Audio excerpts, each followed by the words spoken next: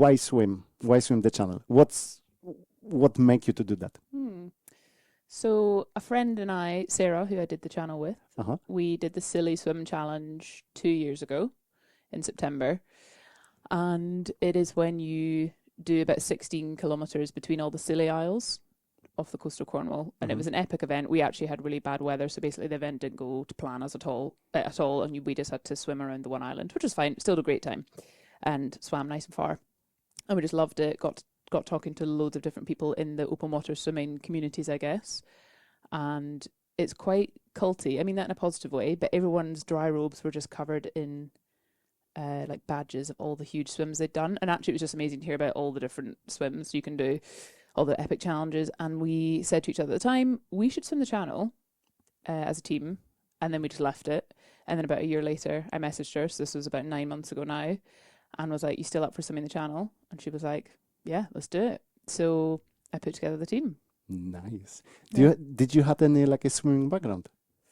When I was younger, I swam competitively till I was probably like 10. But when you're swimming, it can get quite serious really young. I mean, I was having to swim before school before I was 10. Like that's quite intense. And then I ended up doing too many sports and decided to stop swimming. Because at some point you need to do your homework apparently when you're young. Just go into other sports to stop swimming. And that was probably the same for all of our team. We all swam competitively when we were younger, apart from one girl who was competitive up until a few years ago. So she was a very strong swimmer. Did you keep swimming or? No, largely not.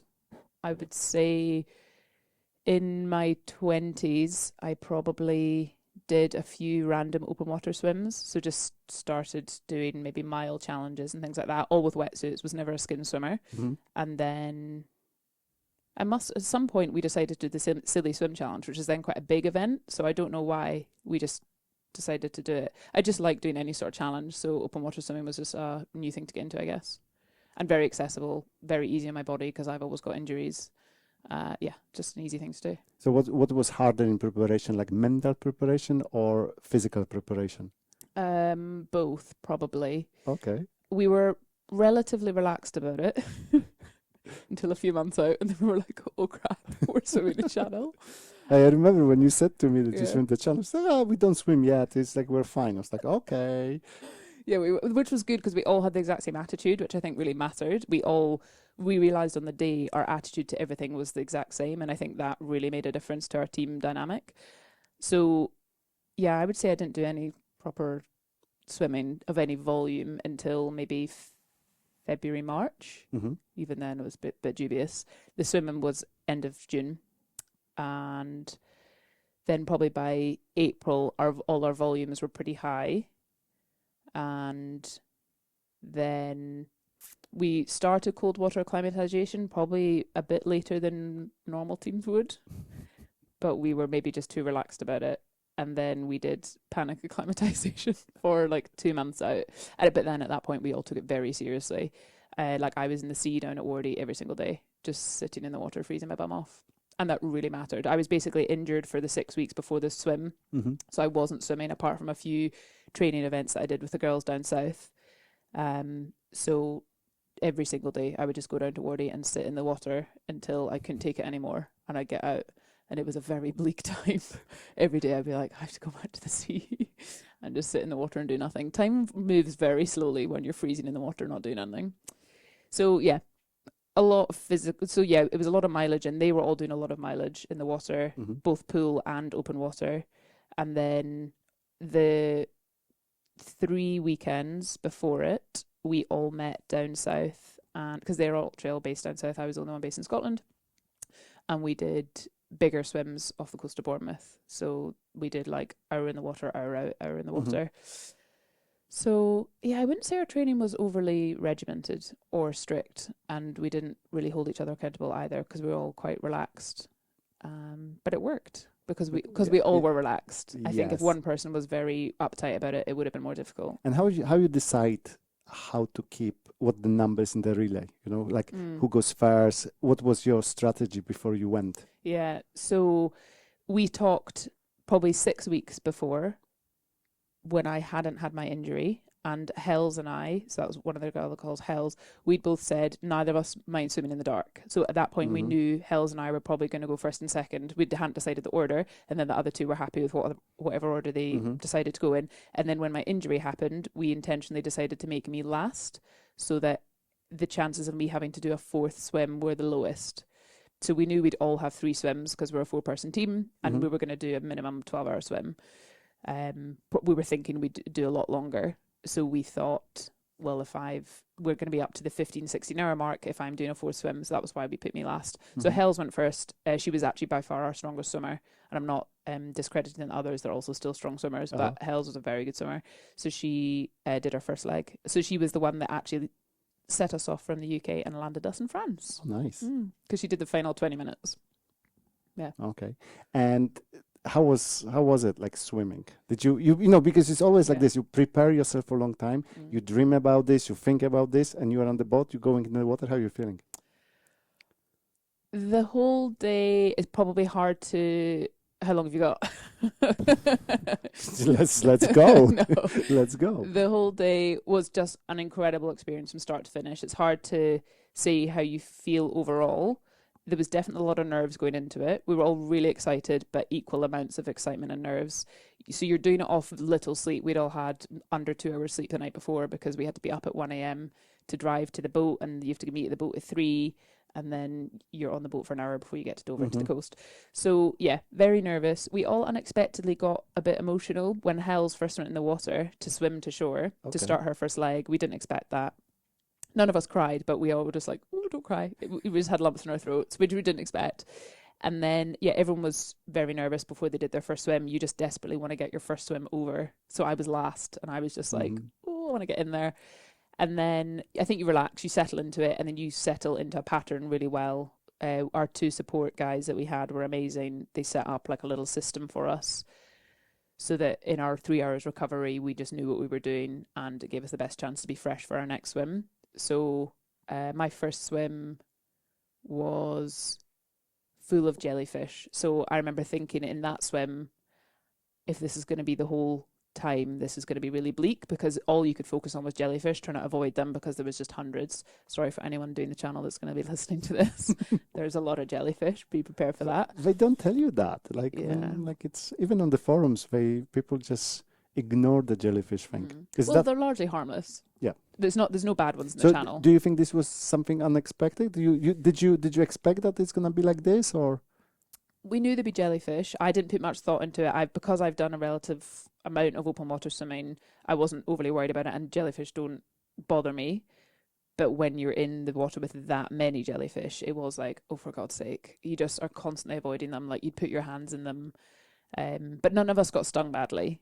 There was stings, but none bad. And it's just the way it was. But then, so basically that was my first swim. And then Sarah, who swam before me, she also had hundreds of jellyfish. And then interestingly, onto the next hour, there was none at all. So it was just comes in phases, because they come in big groups, basically.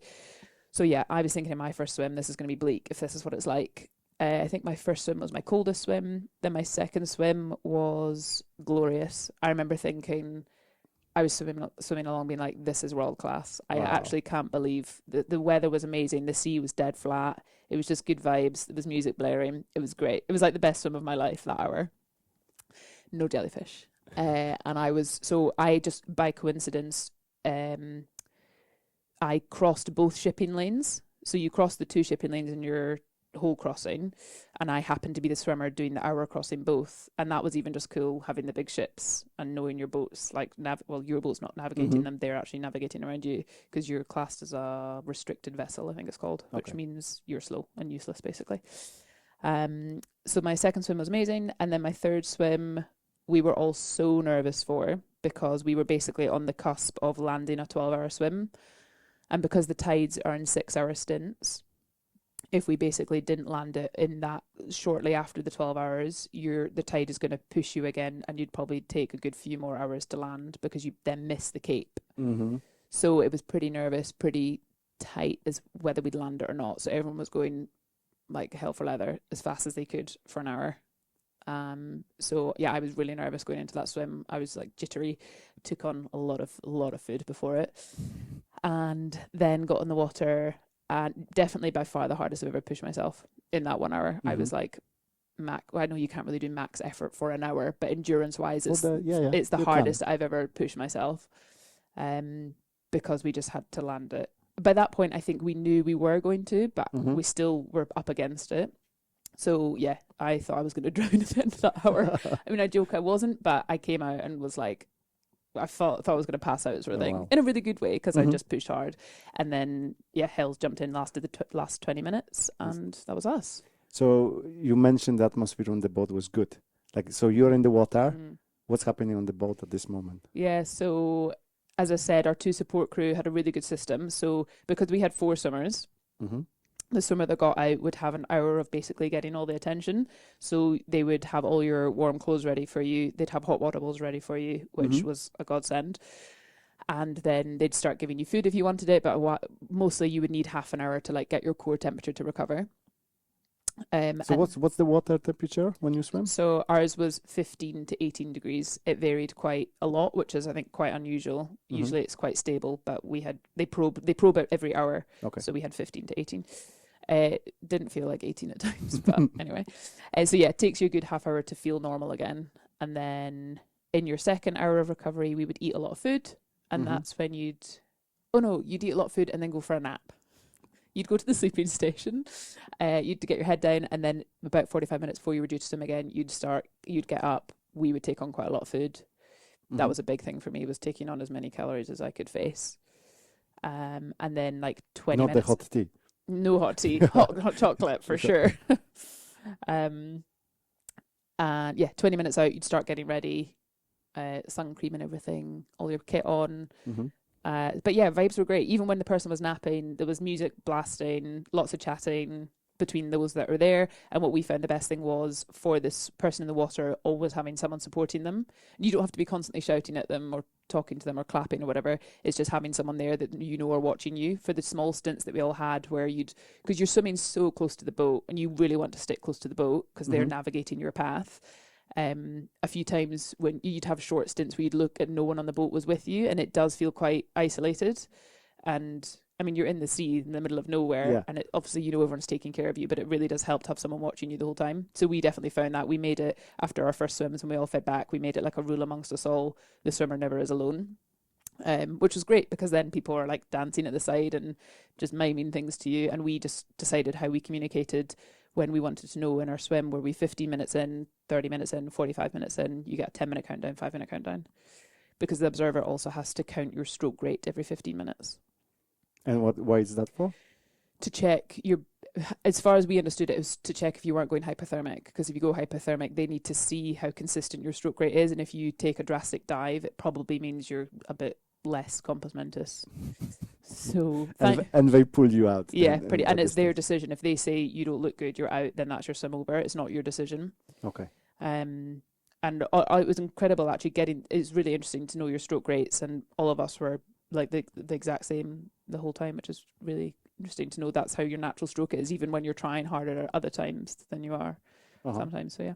Is there anything, because we do these challenges for different reasons. What was your reason? Like a part of that is good challenge. Did you learn anything about yourself from that? Did I learn anything? That's a good question. No, I think I'm just in everything from fun mostly. Okay. It was great. I think we just had such a good supportive atmosphere, and I probably knew that, and that's why, because I put the team together, the team didn't know each other, and I probably subconsciously selected people that I thought would be that same vibe. Did I learn anything? No, but it was probably one of the best experiences of my life. So I must have learned something. Yes. Basically, that doing hard things is fun. That's what I learned. So if you had to do this again, would you do this differently, or you do exactly the same way? Exactly the same. And that's what we've all said. Like, we can't believe that we got a day that went as perfectly as it went. Just everything aligned for us. The weather, all our attitudes, all our fitness. Although I had been injured before it, everything went to plan. And even our supporters were great. We just couldn't have got luckier, and we don't think we could possibly repeat it because it was just the best day ever. Awesome. Yeah. Sounds good. Mm. So I'm waiting forward to my one. Yeah. I'm But excited for you. but it's for you mostly. What's the? Do you've got anything else planned this time? The same as big as the channel swim? No, Yeah, nothing not as yet. big. The four of us who did the swim as a team together, Mhm. we are doing a 10K swim in wetsuits this time. Oh, So we're that's going good. soft. We are doing a 10K in September. It's called the Hurly Burly. So Mhm. I believe it's an easy 10K because you swim it when the sea's coming into the river. So Okay. you're giving So a you're bit of a going push. with the flow. Yeah, so I think it swims more like a 7K. But we're going to do that for fun. And it's actually really nice doing a long distance swim with a bit less pressure because there was so much pressure on our swim in that we put it on ourselves, but Mhm. also so many people know about it. We'd raise money for charity. We had all our families behind us and they had constant updates and you just want to complete it for everyone. So this time it's like, cool, if I'm slow, I'm slow. Which charity you've been raising for? So we raised for the Stevens Bakery Foundation, which is the company that I work for. We have a foundation that helps basically alleviating poverty in all the local areas that we operate, mostly Nice. kids and breakfast clubs at schools. Okay, beautiful. Beautiful. Yeah. Okay. Great. Talia, thank you very much for your time. Thank you and good luck for Was- your swim. I know. After jellyfish, I'm not gonna show this to Joanna. Edit that bit out. I'm just not gonna show this to her. I was like, you say, we are like, the girls are a little bit panicky about the jellyfish. Yeah. Uh, Well, I think I said to you before that the jellyfish rise at dawn. So if you're not swimming at dawn, you don't have a problem. And also, when I was swimming, most of them are rising, so you can see them. mhm. They're not on the surface, which actually really helps. Yeah, If that makes you feel any better. we just today someone told me about the jellyfish. You didn't Leon mine the worst one. Oh, The lion's mane. lion's mane. Wrap this person Yeah. around, Mm. and it was like covered with it. Yeah, I've had a lion's mane jellyfish sting before, and it was fine. If Was that, it? You've been right. yeah, like, and it does. You feel it wrap around your whole body, Mm-hmm. and it was fine. It was Okay. like fiery, but it's fine. Okay, that's good. If you get those, you don't need to panic. You see, Joanna, you'll be fine. You'll be fine. You'll love it. Embrace the sting. No, genuinely, I say there was hundreds of jellyfish, but we had very few stings because of the nature of them. They're spaced out enough. And remember, jellyfish move really slowly, and That's true. swimmers also don't move quick. Mm-hmm. Like, you're moving relatively slowly, so if you see them, you know you can avoid them. It's just if you don't quite notice one and you put your hand in there or whatever, but it happens. Did you meet anyone, your friend who was in France, Mhm. who touched the land? Mhm. Did you meet anyone there? No, so it's really strict.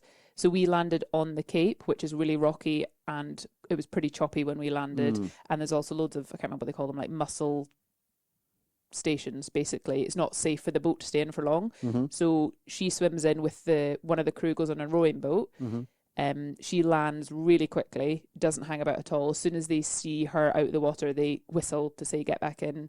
The rowing boat brings her back, and we literally get out of there as quickly. And then once we got slightly offshore, a bit safer, we all jumped in for a photo back into the water. Okay. Yeah. Okay. Good. But we didn't see anyone, sadly. Thank you very much. Mm. Cheers. You're welcome.